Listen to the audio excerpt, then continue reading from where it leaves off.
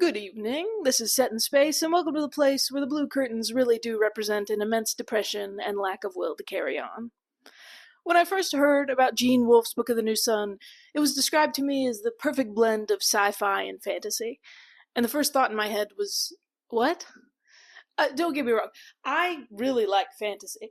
I've always been into Lord of the Rings, I would get level 99 in RuneScape, and even Deep Cut, I was pretty into Aragorn. But sci-fi just never really been my cup of tea, outside of Star Trek for obvious reasons.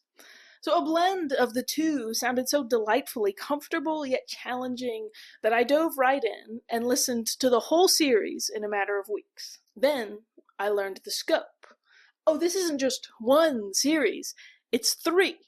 And that's where my obsession truly began. Do you like sci-fi? Do you like fantasy? Do you like jazz? The Solar Cycle by Gene Wolfe spans a complete series written from 1980 to 2001. It contains 12 books in total, split into three narratives: New Sun, Long Sun, and Short Sun. While I do plan to talk about all 12 of these books in the future, I want to begin small. The biggest hurdle to jump when dealing with the solar cycle is how massive it is and how much info is packed into each piece of it. That's why I want to break this down into smaller videos to allow myself and any audience that watches time to breathe. I haven't made videos in like 10 years. I used to do YouTube a long time ago, so I'm still pretty rigid, and this is going to feel like a school presentation for a little bit, but I'm going to do the best I can to get comfortable with being in front of a camera again. So for today, we're just going to start with a recap and analysis of the first three chapters in the first series, Book of the New Sun, first book in the series, Shadow of the Torturer. But we can't just begin on page 1. We can't start this book like you would with any other one. The solar cycle is an entirely new world, with bits and pieces of our own sprinkled in. It's a cacophony of the familiar and the unfamiliar, and I'll need to figure out the unfamiliar using mostly context clues and a little bit of my Latin classes from high school. The world of the New Sun is basically the idea of taking a planet that has passed so far into the future, society breaks back down into the medieval times. Guards for a castle, but they have laser weapons. Guilds for witches, but instead of old towers, they're actually inside old rocket ships. Fantastical creatures, but they come from planets far, far away. It's a world that feels alive. With so many moving parts, it can feel difficult to focus on the story right in front of you. Believe it or not, there's a lot of debate about what physically happens in Book of the New Sun, who some of the characters are, and even what some of the words themselves mean. I can't deny there is a super helpful resource in reading Book of the New Sun, the Lexicon Earthis, written by Michael Andre Driussi. This book acts as a glossary for many of the unknowns in Book of the New Sun, and it has proved as a really useful tool if you're stuck on a certain phrase or idea. However, for this video, I want to use outside medias as little as possible, including podcasts, Reddit posts, and the Lexicon Earthis. This video is going to be my personal ponderings on the Book of the New Sun, my ideas using my own lived experiences. I'll latch onto things that other people might find inconsequential, but to me, that's what makes media dissection so fun. I hope that rather than bringing you an entire capsulation of every thought ever had on this series and what it all definitively means, that I instead will encourage you to read it for yourself and find things in this book that you personally get a lot out of. It is possible I already had some presentiment of my future. The very first paragraph is already rich with information we need to break down. This book is written from the first-person perspective of our main character, Severian. This is an older Severian musing about his younger self, and the fact that he was always known for great things. So to avoid confusion, I'm going to call the younger Severian that the story's about, Severian. And I'm going to call the older version, who's actually writing this book, the author. So while these two are like technically the same character, I mean, a lot of stuff has changed between the time of Severian acting out the story and the author remembering and reliving and writing down the story. So I feel like it's important to make this distinction very early on. First person books are a dangerous game. We want to trust that the author is going to share this story to the best of his recollections, but think about it this way. If you were writing a book about everything you've done in your life, especially childhood, everything you've done, good or bad, wouldn't you be tempted to remove or edit some of the parts that make you look less than savory? Something to think about as we continue on forward. The author introduces himself as Severian, the torturer's apprentice. When someone thinks of guilds, they generally think of armorers or masons or even painters, but I don't believe guilds of torturers are like a real thing in history, but the idea of honing your torturing craft is dark, super dark. We've already set up that this story is going to be not for the faint of heart. The author ends this paragraph by setting the scene. Severian begins this book nearly drowned, sopping wet, looking like a drowned rat, in front of a locked and rusted gate with several of his torturer comrades, Drott, Rosh, and Ita. I'm going to keep the torturers as kind of their own subset. We'll get a lot of names, but not all of them are super important to the story. These guys almost always come as the trifecta, so I kind of keep them all in the same grouping. The boys talk for a while about how to get through this locked gate and back to the guild. They bicker about where the guard could have possibly gone, and then they hear footsteps behind them. Over a dozen men are coming from behind their shoulders, walking straight towards them. The three torturer boys with Severian each have a distinct voice as we read them talk at the gate. Drott is the captain of the young torturers, the eldest, speaking with confidence, telling Ita to try to slip through the bars because he's the smallest. Ita is the youngest, and so takes a lot more of a shy or small role. He's less confident than the rest of his friends. Roche is a good middle ground between the two boys. He's a good support for Drott, holding Severian back before he can hide away, knowing that this will make them all seem more suspicious. As the author recounts the feelings and the memories of that night, he talks about how clear the image is, even now, as if that moment was always held not only in the memory of his head, but in the feeling in his heart. He tells us that his memory is perfect, that he forgets nothing. Nothing? Perfect memory? That is so crazy, Mr. Author. Why is there a memory error on page 1? Check this out. First page of the book. I looked down the street. Lanterns swung there among the fog-muffled sounds of feet and voices. I would have hidden, but Roche held me, saying, "Wait, I see pikes." Then, turn the page, next page over, page 2. The men had no armor, as I could soon see by the sickly yellow light of the lanterns, but they had pikes, as Drott had said. Perfect memory. In the final account, it loses nothing. Okay, author, we're gonna move forward. As the men approach the darkened gate, Drott calls to one of them to ask them to allow the boys through when they enter. The man explains to Drott that the group's members aren't soldiers or guards. They're just laymen, here to protect the graves of loved ones, so they can't just let anybody inside the gate. However, as soon as the gate is open, Ita dashes through, and when Drott tries to go after him, the men stop him. Drott engages the confrontation skillfully. He lies and says that all of them work for a physician. Drott tells the men that he and his friends are just gathering herbs for the winter time. But he backs away. He says that if the men won't let him in, he'll just leave Ita out there to wander until the morning. The men immediately disagree, saying the boys have to get Ita out of there right now. Drott gets to be all, "Oh, okay, if you insist," and the boys enter the gate. This is such a fun little interaction, Drott using reverse psychology to get in the gate. It shows such a good deal of wisdom, showing why he's like the leader of the younger boys. As they all enter the gates, the men disperse, one saying they've already wasted too much time and someone could already have his mom miles gone by now. The boys continue on their own path back toward the Torturers' Guild. The author talks about how our perception changes the world around us. Certain myths aver that the real world has been constructed by the human mind. since our ways are governed by the artificial categories in which we place essentially undifferentiated things, things weaker than our words for them. Perception. Such a big theme in this book. How we see things and how that makes reality so. A philosophy as old as time. Reality is what we perceive. We all have sensory input consistently going into our brain, words to help strengthen what is and what isn't. For example, I can place an image in your mind by saying, I have a chair. And then I can strengthen that image by saying things like wooden, rickety, or small. Now you have an even more specific image.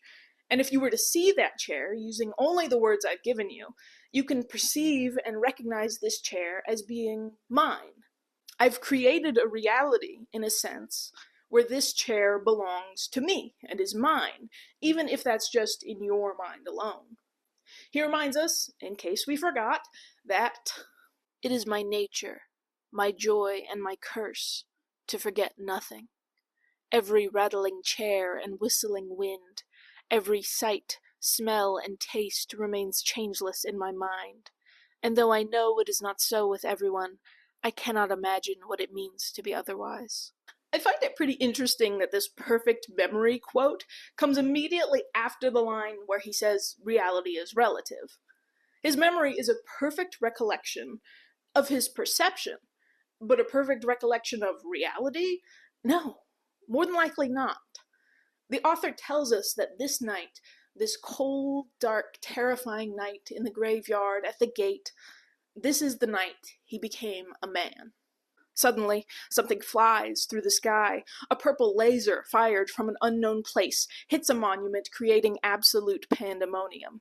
The boys scatter, and Severian hears men shouting, and something that sounds like weaponry. He dashes through the graveyard, barely looking at where he's going, just trying to get as far away from the danger as possible. The fog encloses him, he can barely see, and a grave towers right in front of him as he runs, but just as he's about to run into it, he dodges and collides right into a person instead. The man Severian runs into is huge, barely moved even when hit at full speed. Severian uses the darkness to hide behind the grave. The man draws his weapon, but decides against searching, saying to the others with him that it was nothing. Severian watches in hiding, seeing 3 people grouped around a half-dug grave. The wide man he ran into, another thinner man, and a woman. The thinner man and woman are both marked as exultants. They stand to the side while the wider man continues to dig up the grave. Oh, did I just turn off my mic? I hope not. The thinner man is identified as Vodalus, as the woman says the volunteers may find them here at any moment, as it was Vodalus who fired the laser. Vodalus and the woman are higher class citizens, the exultants. They are born into their social status, nobility born but to a few different families, all holding different but large amounts of power over the world. As their power is hereditary, it's easy to know when someone is an exultant, due to their tall height, slim weight, and their facial shapes. The woman, named Thea, is noted as having a heart-shaped face, her defining feature. So, 2 aristocrats and a henchman are robbing a grave. This sounds like the setup of a joke, but I assure you this is quite serious. As they pull the corpse out, 3 volunteers run up the path towards them. The large man tells Vodalus to fight them off while he gets Thea and the corpse to safety. Vodalus hands him his laser weapon and draws a sword as they run off into the fog. The green moonlight falls onto Vodalus's face, confidence in fighting alone, arrogance in giving away his weapon to others in order to face 3 men alone in hand-to-hand combat, standing on a white path made of broken bones, pointing the hilt of his sword, lifting it high and... What was that? Green moonlight? Yeah, the moon is green. Listen, just keep that in mind for now, and we'll come back to that later. Vodalus begins to fight. The men come at him with different weapons. The first arrives with a pike, striking it against Vodalus's blade. The other 2 begin to flank him, and Vodalus jumps back, but he stumbles onto the ground. Severian watches on in awe, still hiding behind the grave. Perhaps it was Vodalus's willingness to die to protect her that made the woman seem precious to me. Certainly it was that willingness that kindled my admiration for him. The author even admits that while doing his work as a torturer, when having to execute others, he would often act as though it was for Vodalus. Seeing Vodalus stumble while being attacked, and now feeling this connection to him, Severian feels as though his life is intertwined with Vodalus's, and he stands, watching the fight continue. One volunteer with a knife rushes at Vodalus. The knife barely misses his head, driving itself into the ground. Vodalus grabs the knife out of the ground and stabs the volunteer in the throat. Another man raises his axe, taking the moment to get a clear blow on Vodalus. Severian sees this, steps out, grabs the axe, and it's all over. Quite suddenly, it was over. The volunteer whose bloodied weapon I held was dead. The leader of the volunteers was writhing at our feet. The pikeman was gone. His pike lay harmlessly across the path. Severian definitely just had a moment. Energy flowed through him so powerfully that he not only blacked out, but overpowered and killed this person. Not tortured, not executed, not ordered by any leader or master. This was full-on murder. It's powerful, visualizing this boy, probably no older than a preteen, committing murder for someone he's never spoken to a person he's watched for, like an hour at most? Vodalus approaches Severian, sheathing his sword. He must think of Severian as an ally, or at least not yet a threat. He asks Severian, "Who are you?" And Severian answers, "Severian, I am a torturer, or rather, I am an apprentice of the torturer's liege, of the order of the seekers of truth and penitence." I drew a deep breath. I am a Vodalarius, one of the thousands of Vodalarii of whose existence you are unaware. This is a lot of information. Here we learn the Guild of Torturers is also called the Seekers of Truth and Penitence. This can be read several different ways. It could be said that you torture to either seek truth through information or to withdraw penitence, guilt, and remorse by punishing someone. But what if we twisted this a little bit? After all, this guild isn't about the ones being tortured, it's about the torturers. Now seems like the time where I should get religion involved. You'll find that this book has countless allusions and story beats focused on religion, specifically Christianity or Catholicism, so it's good to get started early. Truth, in a biblical sense, has always been about God, and people as sinners must feel penitence in order to turn away from sin and become closer to God. So what if torturers, rather than looking to gain truth and penitence from those being tortured, are rather looking to God instead? Torturing must certainly put some kind of stain on the soul. Well, it's not super important now, but it is something to just have inside your head. Things have many different names. The place that Severian lives is called the Torturer's Guild, the Torturer's Tower, and also the Matachin Tower. These are different names, and there's different ways to read these names. The Matachines dance is a style of religious tradition, dancing with swords, which can bring you towards the Matachin Tower being a place of ritual or beauty. But the word Matachin can also mean many things, like a bully, an assassin, or a butcher. And that may feel more correct when you think about a torturer's tower. But I find that both can be reasonable interpretations, and it can be fun to ruminate on the words chosen and how many different meanings they actually can have. Severian first identifies himself as a torturer, then he places some distance between himself and that label by saying, rather, I'm an apprentice of the torturers. He places that distance so that way he can say, I am a Vodalarius, which here means he's a follower of Vodalus. We'll learn that Vodalus and the torturers have different allegiances politically, which explains Severian's word choice here. Can I just say, Severian is so impulsive in this scene. He did not have to tell Vodalus that he was some devout follower, especially since later he tells us he doesn't even know what Vodalus believes in. It really shines a light on how young he is and how childish he is, which is pretty ironic considering that earlier he told us this was the night he became a man. Now, I obviously can't say much when it comes to masculinity. But I feel like if it comes down to staying loyal to those with which you've been born and raised, or choosing a new cool guy who said 3 words to you, it's not particularly strapping for you to go with the rando. Vodalus comes up to Severian and places a small coin in his palm, and then turns, and without another word walks away into the fog.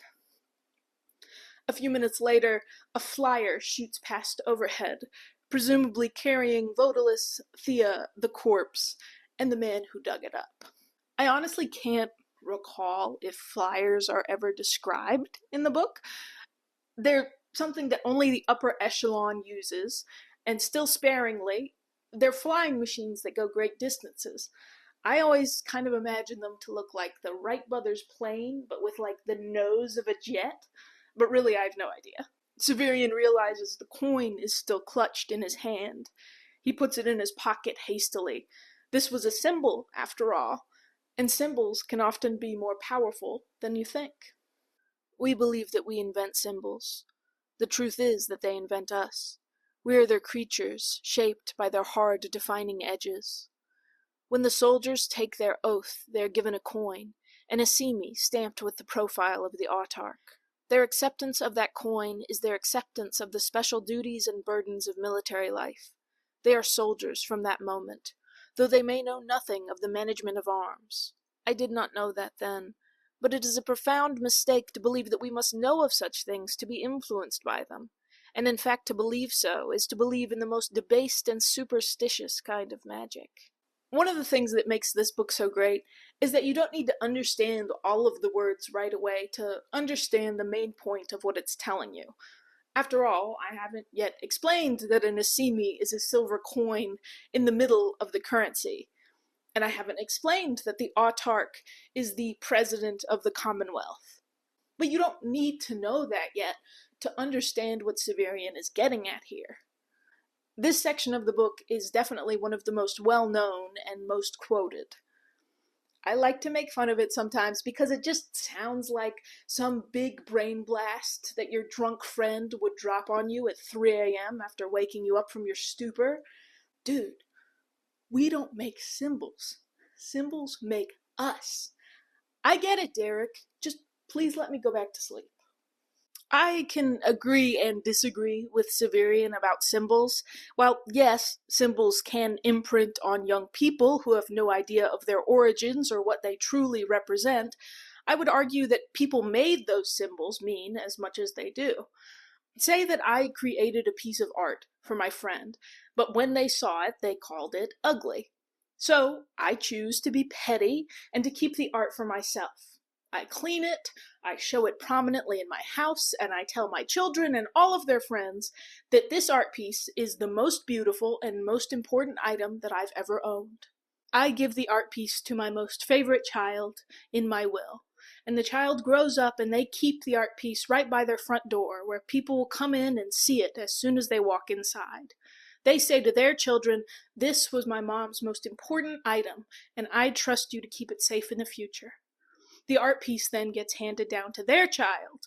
This child, my grandchild, now has the art piece, and to them it must symbolize tradition and beauty and family.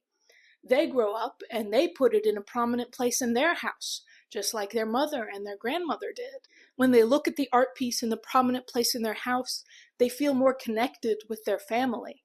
They don't know that deep down it was treasured because of my own spite and anger. I created this art piece, this symbol, with my own strong emotions, but over time the symbol changed from something petty into something nostalgic. So in a way, I created that symbol, but the symbol also shapes my later family. It doesn't have to be that we make symbols or that symbols make us. Instead, it's cyclical. The solar cycle. We'll get back to that. This can be another instruction that Wolfe is giving us in the story about reading the book itself. There are tons of symbols in this book that can relate to the real world or other myths introduced in the text, and it's helpful to think about how these symbols affect characters and the reader. Severian thinks about what this coin symbolizes for him. In the coin, he has accepted that he must hate the autarch, the leader of this world, alongside Vodalus, even though the torturers are beholden to the autarch. Severian understands that though he has accepted this coin and the symbols that come with it, he also has to keep one important teaching in mind from his torturer masters, Malrubius and Palimon. They have taught him that he must remain loyal to the guild. While that sounds impossible, because Vodalus hates the autarch, and the torturers are beholden to the autarch, the author tells us plainly, in that I was quite correct. It was, as I sensed, perfectly feasible for me to serve Vodalus and remain a torturer. It was in this fashion that I began the long journey by which I have backed into the throne. The author has told us now, with no uncertainty, that because he played both sides of the political spectrum during his childhood, he will become the autarch. He will become the greatest power in the entire country. And that's how chapter 1 ends. It ends with knowing that at some point, this young man Severian becomes the author who is the autarch. And that's how chapter 1 ends. What an absolute banger of an ending. And a lot of people are going to gloss over this entirely. You're still trying to take in everything that's going on in chapter 1. We know that Severian and the author, we know point A and we know point B. It's like a spoiler, almost, that we know that Severian becomes the autarch. We just don't know the journey of how that happens. And that, my friends, is what Book of the New Sun is all about. Memory oppresses me. And so, chapter 2 begins. Add another one to the counter. This chapter ends the narrative for now, and instead focuses on Severian's upbringing and how the Torturers Guild actually works. Severian never knew his parents, only raised by those inside the Torturers Guild, as it is for all of his fellow guild members. This is a tradition that comes from ages past, from records that have long since turned to dust. People outside of the guild don't always understand this, as the author recounts that oftentimes during harsh winters, people will come to the doors of the guild, banging and screaming and showing tortured animals as proof of their willingness to do whatever they assume the torturers want them to just to get inside of those doors. All of these people are turned away. For to be a part of the Torturers Guild, you must be born inside, or at least very young to join. You have to assume that parents must be truly desperate to bring their babies to a Torturers Guild, or you can assume that they're perhaps prisoners inside of it. This practice is certainly one that happens infrequently, leading to a small group of torturers. From my earliest memory, I remember all. That first recollection is of piling pebbles in the old yard. From what I've read, this first memory could be like as old as 10 months. Severian's age remains pretty nebulous throughout the whole book. I assume he meets Vodalus at some point in like the pre-teen to early teen years. I will be guessing most of the time, unless it's specifically pointed out to me. Let me know if I'm missing something about his age during all this, or if you have a better theory about what age he might have been. From his first memory, the author takes the time to map out the space that we're in inside this book. So the planet that we're on is called Earth, but it's URTH. This points it to being kind of similar, but maybe just a little bit different from our own Earth. At the very least, this means that their world is similar to ours, if not the same planet that we have now, but something about the society and language or history has changed it slightly to like this tilted version. The city Severian lives in is called Nessus. Nessus is this massive, sprawling area that's built onto a slope of land, and the entire city is surrounded by these gigantic walls. These walls are said to touch the sky. Like they're just insanely huge. I can't even draw the scale here. Nessus is very often noted as being full of like decrepit ruins, buildings that are falling apart, pieces of like an old history. The rich people, which could also be known as like armigers or ultimates or even like exultants, live on the highest point of Nessus, while all the poor people, they don't get fancy names, they're just kind of called common people, they live closer to the bottom of the sloping hill. There is a river that cuts through Nessus that's referenced to multiple times, and that is the River Gjöll. The rich used to live on this portion of the city, but over time, as buildings have crumbled and time has passed, they've kept moving and moving and moving until they've reached this point here, the highest point for now. In between these two factions, definitely closer to the poorer faction, is the place known as the Citadel. This is where Severian lives. The Citadel is these ancient walls that encircle the guilds. It was known a long time ago to be a stronghold for the high class, but as all things, it crumbled over time and the rich moved on. We learn the names at this point in the story of some of the other towers that are inside the Citadel. Besides, of course, the Torturer's Tower, there's the Witch's Tower, the Red Tower, and the Bear Tower. We'll get more kind of like hints about what these guilds hold later, but it's little information and very far between. You have to remember that this is all from the author's point of view, so if he never entered an area, then he can't offer much insight into it. He stayed away from these other guilds as a child, preferring to stay in the graveyard alongside his own tower, and later he would play in the Gjöll. Severian plays in these places, but not alone, as he got his friend group at an early age. You'll remember Drott, Rosh, and Ita, his torturer friends, all born into the guild and never knowing their families either. In case you were wondering, women are not allowed into the Torturers Guild. They were, once, a long time ago, and I just have to read this part out loud because it makes me cackle every time. It is said that in ancient times there were both men and women in the guild. But Ymar the Almost Just, observing how cruel the women were, and how often they exceeded the punishments decreed, ordered that there should be women amongst the torturers no more. First of all, who hurt Ymar the Almost Just? Who broke his heart? And why are we listening to a man whose defining feature in his name is that he's almost fair to people? Severian has a complex relationship with women, to say the least. We can definitely start to see little crumbs of signs here that living in a torturer's tower may not be the best, most nurturing place for a child to grow up in. If girls are ever born into the Torturers Guild, they immediately get sent to the Witch's Tower. I don't think we ever learn if boys are allowed in the Witch's Tower, but it's probably safe to assume they're not. Though the children of the Torturers Tower don't know their parents, they like to imagine that their families are from these great lineages, children of exultants or optimates, and Severian's no different. He even finds a mausoleum in the graveyard he likes to play in, and he thinks may have belonged to a family member. Inside the grave building, there's a funeral bronze statue that Severian feels looks just almost exactly like him. My straight nose, deep-set eyes, and sunken cheeks were much like his, and I longed to know if he too had dark hair. Faces are really important in this book. When one person looks like another, it doesn't necessarily mean that they're going to be like familially related, but they're definitely related somehow.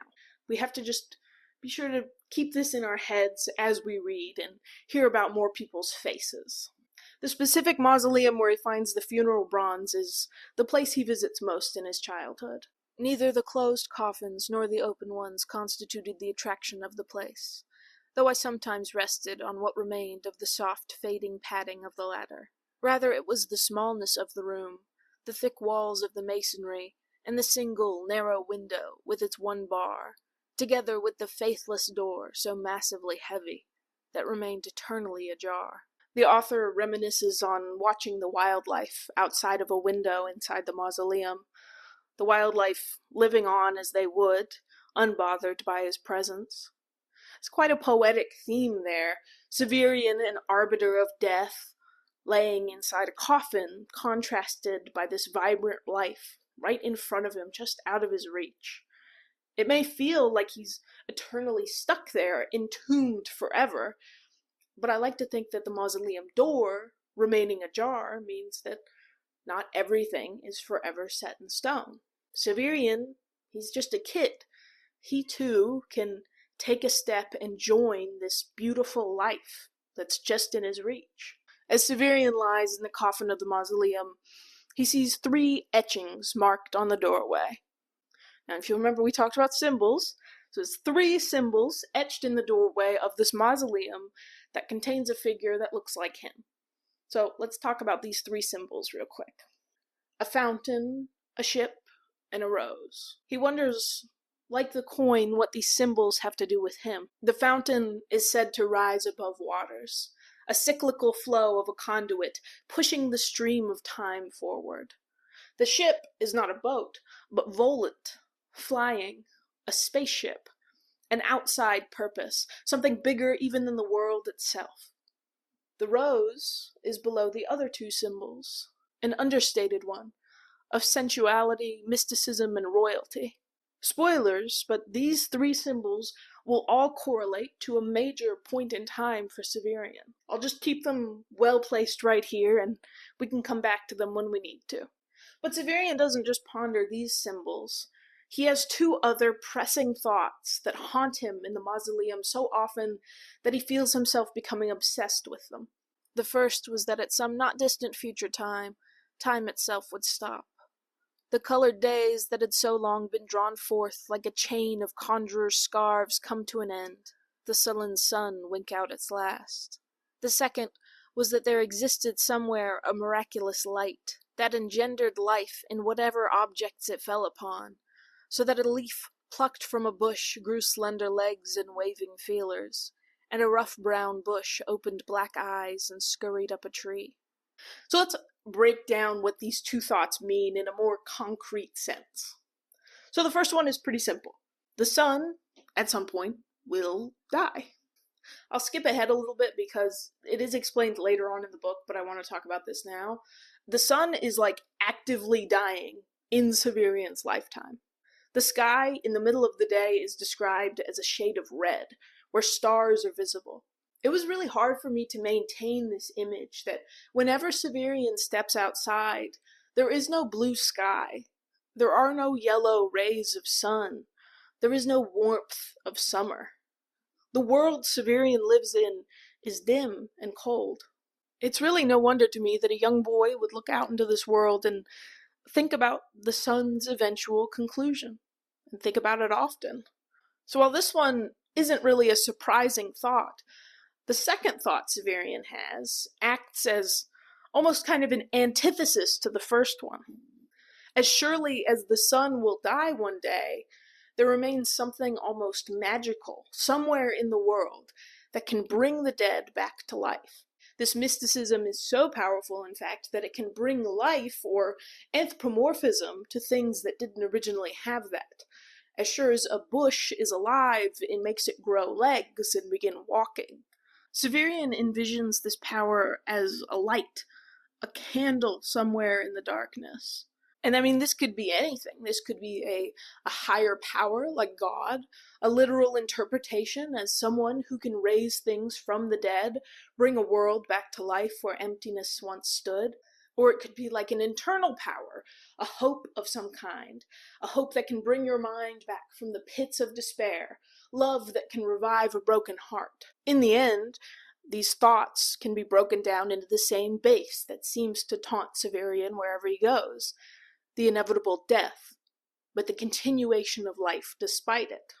It's so cool to have the big talk on symbolism, the chapter right before this, and then boom, Wolfe just hits us again and again and again with all these different symbols. It's as if Wolfe is giving us an in-world instruction on how to read his book, then immediately gives us the chance to use what we've learned immediately. Plus, on a reread after finishing the whole series, this chapter is so satisfying. Alright, let's move back to the text. Severian spends portions of his childhood outside of the graveyard, with his friends as well. They swing sticks as if they were swords, play games of make-believe, and take time to swim in the River Gyoll. Sometimes they would even tread outside of the citadel, even though they had explicit instructions not to. It was an act of rebellion for the boys. They acted as though they might be tortured if their brothers ever found out what they were doing. In actuality, we would have suffered nothing worse than a beating, such is the kindness of the torturers, whom I was subsequently to betray. This is crazy. This is why I love these books so much, and I will keep yapping about it. I'm stuck on what kind of trauma Severian probably sustained if a beating is the kindest thing a torturer can do to you. And then the author drops that at some point, Severian's going to betray the torturers. We keep getting these tiny little lore drops that are actually gigantic, and they make this dissection just feel so worth it. Severian is going to betray the torturers. We know that for a fact. Severian is going to become the autarch. But how? Severian's biggest worries aren't about the people in the torturer's tower anyway. They're about the people outside. Citizens of Nessus hate torturers so much they will scream at them, curse at them, throw food out of their windows at them. They'll scream obscenities and all the awful things they want done to people they dislike. And they do this to children, not to masters like Palimon, but kids. They do this to kids. The author says that this hatred of torturers may be actually why the guild has lasted so long. That they made a good scapegoat for those in power, a beacon in the middle of the city to point to and say, well, don't be mad at me, be mad at them. So the graveyard was never a place of death or terror for Severian. It was a respite. He has bared witness to and aided in the torturing and executing of countless people. People don't feel any different to him than livestock being pushed towards their inevitable slaughter. There are only a few set deaths in his mind that stir any emotion in him. When I think of my own death, or the death of someone who has been kind to me, or even of the death of the sun, the image that comes to mind is that of the nenufar, with its glossy pale leaves and azure flower. Under flower and leaves are black roots as fine and as strong as hair, reaching down into the dark waters. Dark tendrils of death, contrasted by a focal point of life, a blue light in the dark. Making connections as I'm talking about this, but it's gonna have to wait until later. These plants are the cause of Severian's drowning right before the beginning of Chapter 1. So he's just playing with his friends, swimming in the Gjöll, and he swims underwater at a point in the river where the roots are thicker than he's ever encountered before. As he tries to swim up, he finds that he can't move, his limbs being stuck in the writhing vines. He rips and tears, trying to escape, but he just can't make any headway. At a point, he can't tell which way is up and which way is down anymore, his lungs burning with the need to inhale, and his fight is leaving him, it's almost gone, and he no longer feels fear, coming to a peace that can only be with understanding death. He begins to have visions. He sees his master, Malrubius, a man who has long since been dead, walking alongside the torturer's sleeping quarters. Malrubius strums a metal spoon on the portions of the wall, calling the boys to wake up. Severian lays on a cot, trying to speak, but no words come out. Suddenly he's in a cell inside the room where people are tortured. He hears a woman crying and the incessant ringing of the spoon, metal on metal, over and over, and his eyes are open, and nothing but inky blackness and water wherever he looks. And out of the darkness comes a massive face of a woman swimming towards him. She has green skin and a lovely face, and a calm expression that makes Severian feel like a small bird in a tamer's hands. The woman reaches towards him, her hands as large as coffins, grasping Severian, and she hurtles him out of the water and onto the banks of the Gjöll. This is a big moment, and I went through it pretty quickly, so let's break it down a little bit. Severian gets caught on the nenufars inside the Gjöll.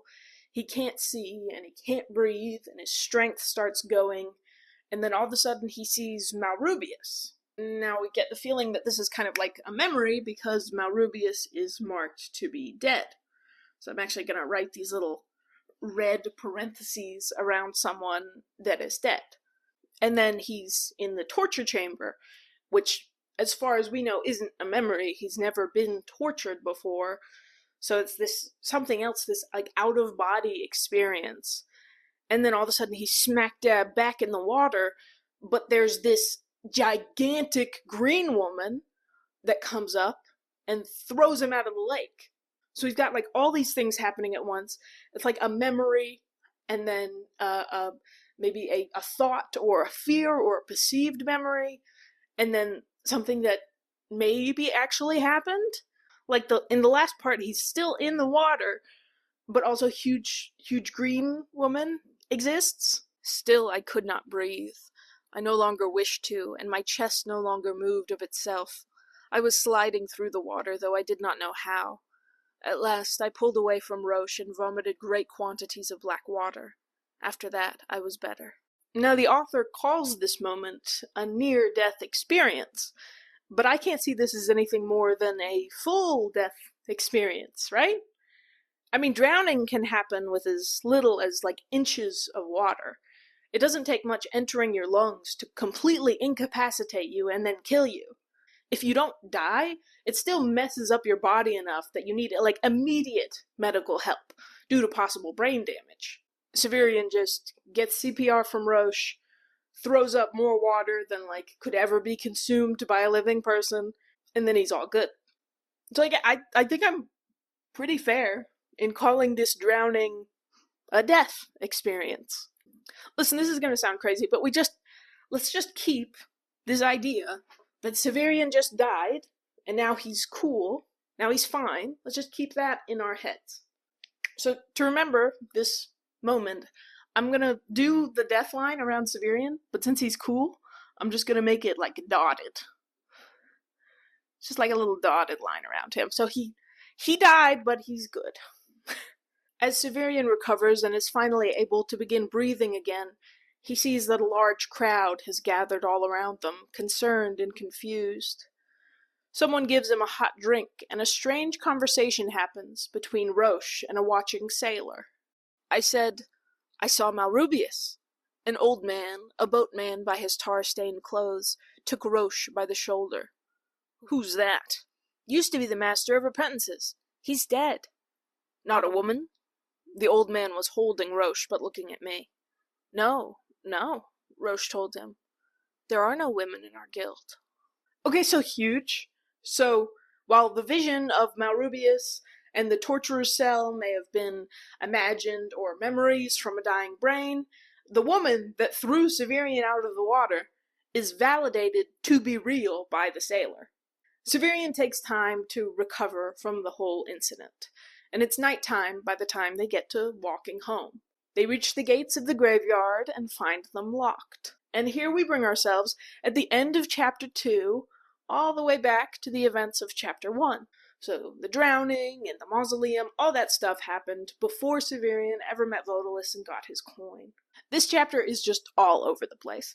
It's giving you all the pieces of multiple jigsaw puzzles, and most of these pictures won't be realized for like another 2 or 3 whole books. When initially reading this book, you just can't get bogged down with not understanding what's happening or what it all means, because it all comes together in a second or third read.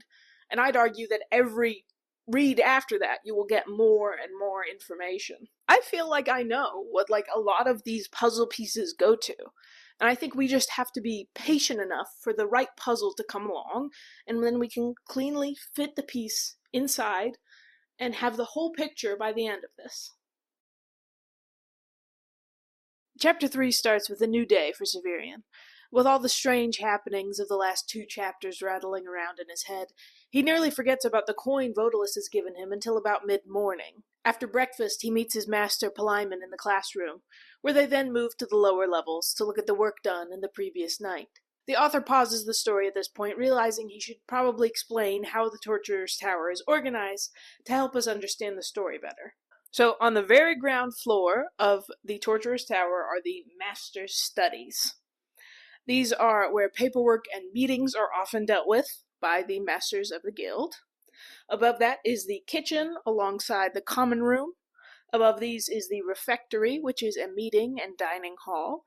Then the sleeping quarters are stacked with Master's dorms first, then a journeyman, then the apprentices at the top. This makes sense, after all. The apprentices are the youngest, so it makes sense to make them walk the most stairs. Near the very top is the gun room, which is where everyone can go if the tower was ever to be attacked, and shoot guns at those that are attacking them. Right underneath the tower proper is the examination room, which is the actual room where torturings take place. The author specifically says this room used to be the propulsion chamber for the larger building back in olden times. Now, of course, I've alluded to several times that the towers themselves in the Citadel are rocket ships, and there have just been kind of little hints here and there that show it being an actual rocket, but the propulsion chamber is like numero uno on proving that these things are in fact rockets. The gun room helps too. So if the towers are rockets, then that means the Citadel itself is a whole row of rocket ships, so decrepit that they've been reformed into stationary homes for the guilds. The world building always gives me whiplash. I imagine beautiful blue skies. Nope, the sun is dying. I imagine swords and shields. Nope, it's laser guns. I imagine cobblestone towers with mossy sides. Nope, it's a rocket. I honestly love it. I can't get enough. So the holding chambers underneath the examination room, now these are underground, and they are known as the oubliettes. The oubliettes specifically are 3 usable levels, all linked with one staircase. It is full of jail cells, where those who are meant to be tortured are held until they are brought up to the examination room. The cells are simple, only holding a table, a chair, and a bed. The lights of the oubliette are of that ancient kind that is said to burn forever, though some have gone out. Okay, centennial electrical bulbs in the oubliette, that's fancy. That's another world-building thing.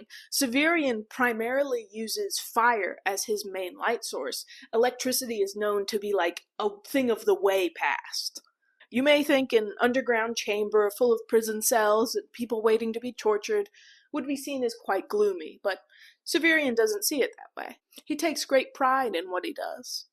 Walking down to the cells with Master Palimon on the day that opened this chapter, Severian allows the quiet air of the oubliette to wrap him in comfort like a warm blanket. They halt before a door of the cell, unlocking it to see the prisoner inside.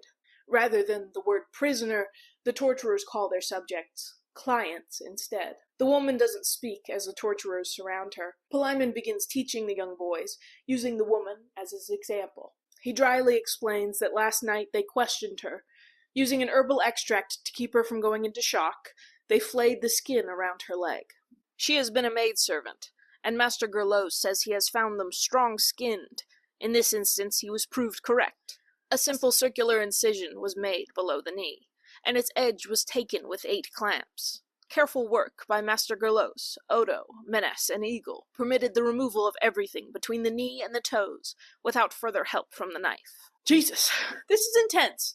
Alright, so they make a tiny hole right at the knee and rip the flesh all the way down to the toes, leaving arteries and major veins intact so the client doesn't die. Absolutely brutal. Remembering that these are children that are being taught to do these things. Severian and Draught apply new bandages to the woman's leg. This whole thing is presented so medically, and that almost kind of makes it worse for me. Like, if this was shown in an evil laughter, mustache-twirling kind of way, it would make it a bit easier. But this is all like a school, and later a job. If these things are presented as normal to kids, why would the kids think they were doing anything wrong? They're just working for the autarch, after all.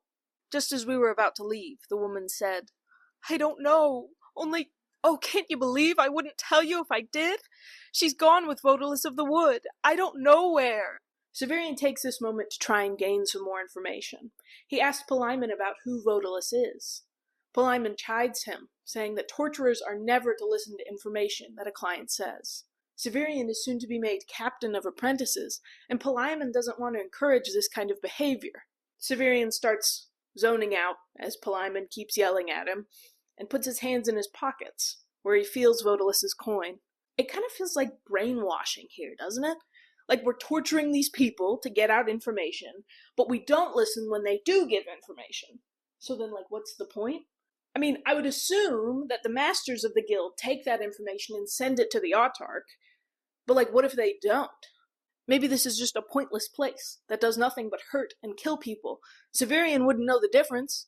Don't listen, don't think, do as you're told, or it might be you under that knife next time. Severian finds a quiet place in the afternoon to look at the coin. He doesn't look right away, afraid of what disappointment awaits him.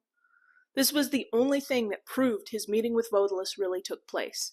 That he really has some link with this mysterious man. What if it never really happened?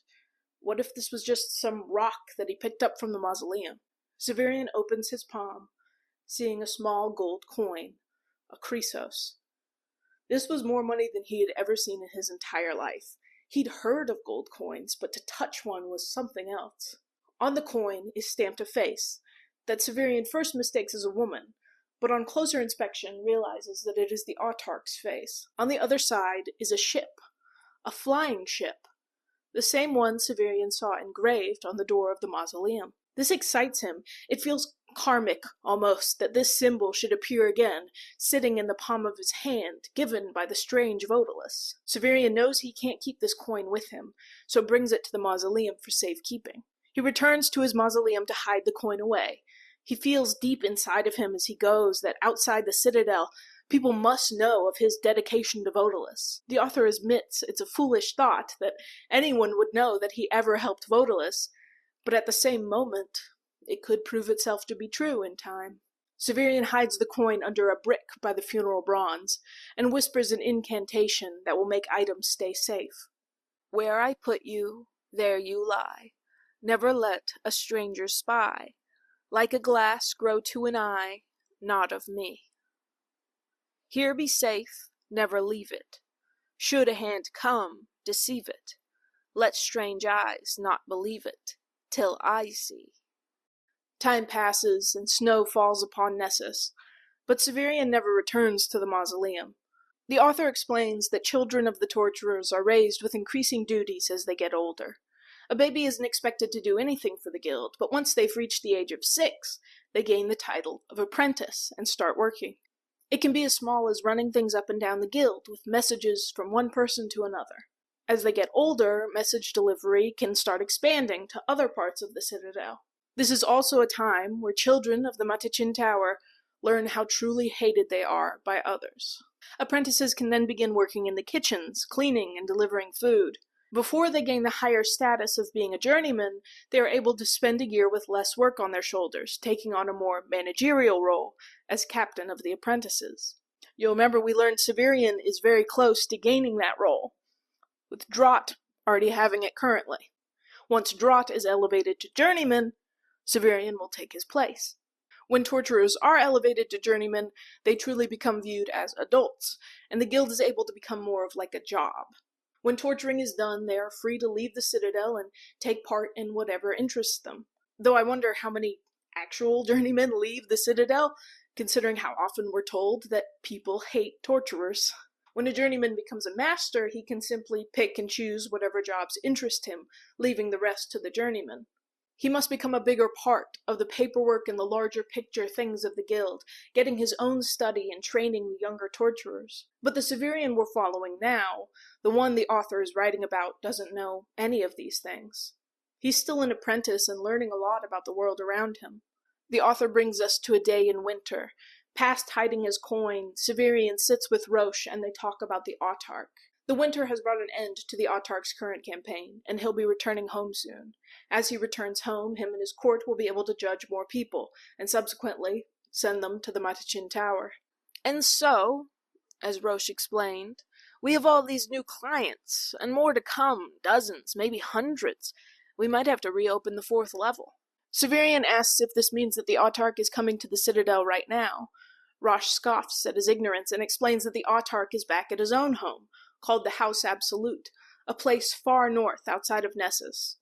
If the autarch ever was to visit, he would certainly come in a flyer. Severian thinks on how clients never arrive in flyers, but rather on foot or rarely in carriages. Each client carries a metal cylinder. I'm going to pause that. I just kind of realized I should probably have the autarch somewhere on here. He's kind of important. I realized they didn't have the autarch on here, so I just wanted to put him on here. So he's the ruler of the Commonwealth, and he lives in the House Absolute. So back to talking about the clients. When a client arrives, they each come with a metal cylinder with orders on the inside of how they are to be tortured. Clients are expected to swap torturings with one another or even steal them from each other. If someone arrives with no orders, they are simply held until further instructions, which often never come, leaving the client to stay locked up until they are dead. The fact that orders are known and expected to be shifted around or stolen is so wild to me. I don't care what you want to tell me, they do not care about truth or penitence around here. What's that? What's that? The client just arrived and doesn't have orders? Just lock them up. Who cares if the info they had was deemed obsolete 5 years ago? Not like we listened to them anyway. I feel so bad for all these kids. At least a few of them have to think that they're really doing something just or right for the world. And they're just part of this broken system that runs around and around in circles, doing nothing for anyone. The author continues, explaining that more important clients arrive in carriages. Word travels that those who arrive this way must be working for Vodalus, henchmen or allies or confederates. Severian checks the papers all throughout the winter of those who arrive to see if it's really true. He would never release an ally to Vodalus, but he would treat them better, at least bring them better food. None of the papers that he finds ever mentions Vodalus, but he still continues to search. Vodalus remains on the forefront of Severian's mind through the winter, thoughts so intense that he feels like he can hear the name being spoken in the wind outside. All too suddenly, it feels like his meeting with Vodalus was fake. An imaginary tulpa standing behind him as he heaved the axe into the chest of the volunteer. It was in this instant of confusion that I realized for the first time that I am, in some degree, insane. No, Severian, I cannot stress this enough. You're traumatized. The author admits that he lied to people often around him, whether it be figures in power to keep himself out of trouble, or younger apprentices to make himself seem cool. These lies often mesh with reality and make it difficult for him to differentiate between the two. Between killing someone and meeting this huge political figure and torturing people on the regular and not having parents and almost drowning or actually drowning and physically dying, Severian's head is gonna be messed up. The author says that memories sometimes began to feel like dreams when they weren't happening right in front of him. Even for him who has a perfect memory, he struggles with differentiating between the real and the not real. The chapter ends with Severian going to his frozen mausoleum to look at his coin one more time and make sure it's there. He lifts up the coin and sees the autarch's engraved face looking back. Oh, what an amazing ending to this chapter. Severian is just a kid who committed unsanctioned murder and is just caught up in this maelstrom of ideas about political intrigue and opposing virtues, and this boy just has to be deeply traumatized, and it makes me feel bad for him. I empathize with this main character. The groundwork is all here. In just the first 3 chapters, we've learned an exponential amount about the world and the people, and especially our main character, and it feels like a good stopping place for today. The next chapter begins a new arc for Severian, and if you're interested and want to know more now, I really suggest getting the book, either on audiobook or getting a physical copy or renting it at a library. But if you don't have time for that, you can always wait for me to post my next part, where we will be diving into philosophy, religion, and of course, more world building next time. If you have enjoyed this video, please feel free to comment, give me a like, subscribe if you feel like it. I want to have my next part out as soon as I can, pretty much. Thank you so much for watching. I have been your host. Good night. I knew a girl who didn't want to be brought back to life. She died. She died. I knew a man who was bigger than a building. He fell off a cliff. He died. I was afraid of falling off of the world, falling off of the